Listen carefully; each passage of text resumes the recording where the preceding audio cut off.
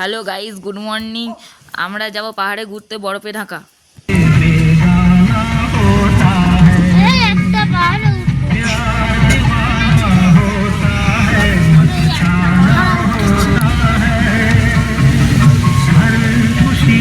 মেঘের উপর দিয়ে যাচ্ছি গাইস। আমরা পাহাড়ে ওখানে পৌঁছে গেছি।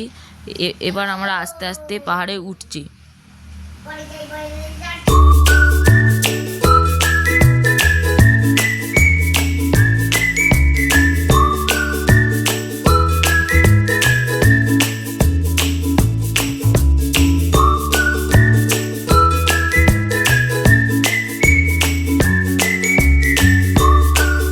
গাইস আমরা দেখো বরফে স্লাইড করছি।